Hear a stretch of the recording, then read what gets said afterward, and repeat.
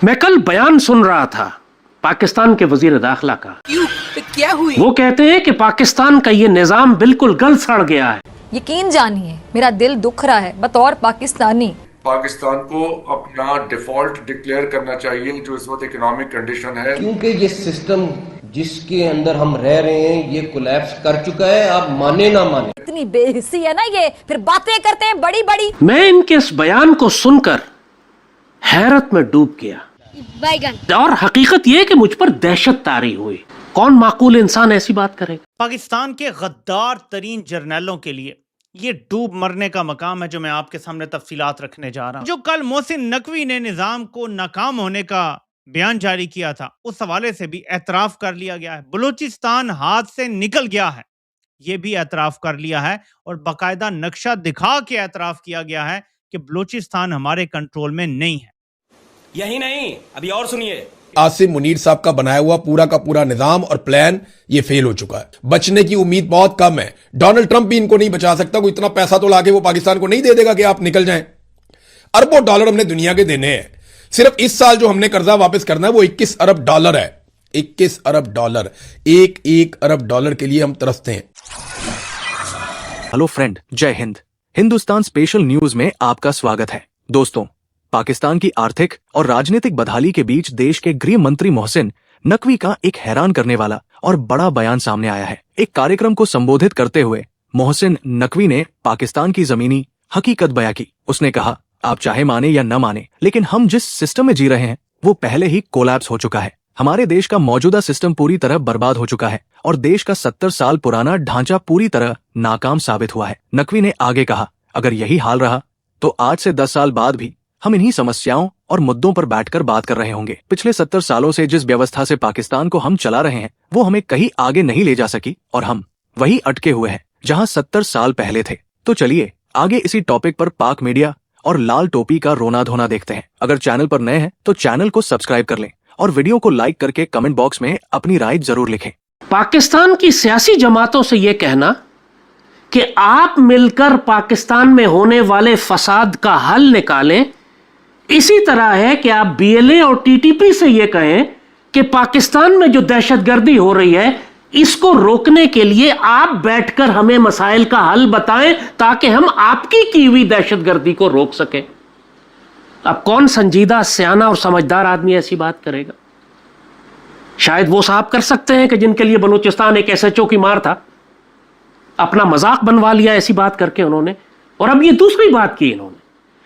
इस वक्त पाकिस्तान अगर तबाही के दहाने पर पहुंचा हुआ है, जो वो खुद कह रहे हैं कि पहुंचा हुआ है, और निजाम तबाह हो चुका है, तो ये पाकिस्तान के सियासी और माशी दहशतगर्दों की वजह से है।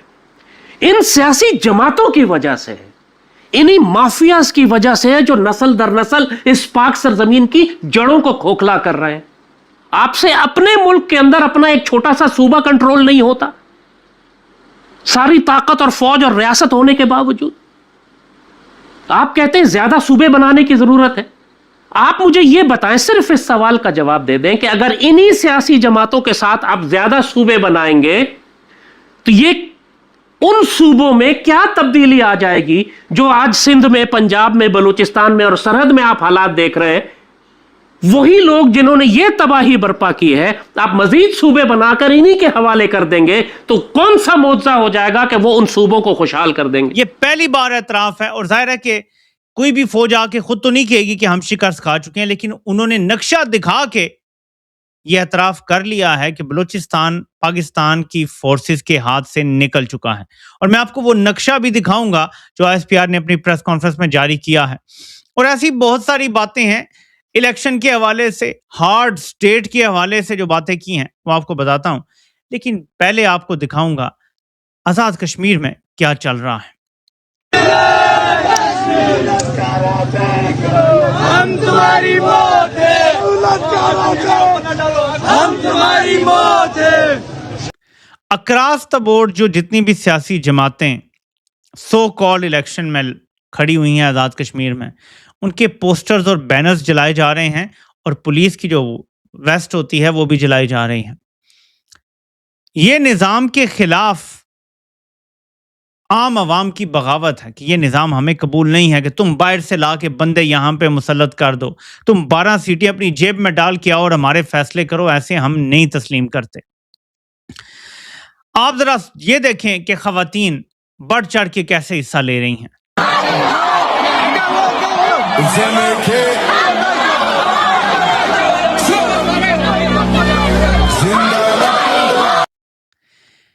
بھارت میں ایک بڑی تحریک چلی، نتیجہ خیز ثابت ہوئی، انہوں نے اپنے مقاصد حاصل کر لیے، لیکن اس سے زیادہ بڑی تحریکیں پاکستان میں چل رہی ہیں۔ مسئلہ صرف یہ ہے کہ جب عوام نکلی 9 مئی کو تو اس کو بغاوت قرار دے دیا گیا اور فوج نے اس کو ملک دشمنی سے تشبیہ دے کر اور اس کو کچلنے پہ اپنی ساری طاقت اور اپنی ساری ساکھ لگا دی۔ انڈیا سے بہت بڑی موومنٹ چلی تھی۔ اب آزاد کشمیر میں جو موومنٹ چل رہی ہے یہ بہت بڑی موومنٹ ہے۔ اگر آپ آبادی کے تناسب سے دیکھیں اور جتنے ان کے شہر ہیں، گاؤں، قصبے، اس حوالے سے دیکھیں تو یہ بہت بڑی موومنٹ ہے، لیکن میڈیا اس کو کور نہیں کر رہا اور ظلم اور جبر کی داستانیں رقم کی جا رہی ہیں۔ اور میں بھی ISPR کا دیکھ رہا تھا، وہ یہ تسلیم کرنے کے لیے بھی تیار نہیں ہے کہ کتنے سویلینز کو ان لوگوں نے مارا ہے۔ بے شرمی اور ڈٹائی کی انتہا ہے۔ ذرا دیکھیں کہ آزاد کشمیر کی بیٹیاں پولیس والوں اور ان فورسز کے بارے میں کیا کہہ رہی ہیں۔ یہ زبان میں تھوڑا برا بلا کہا ہے، ذرا سنیں کیا کہہ رہی ہیں۔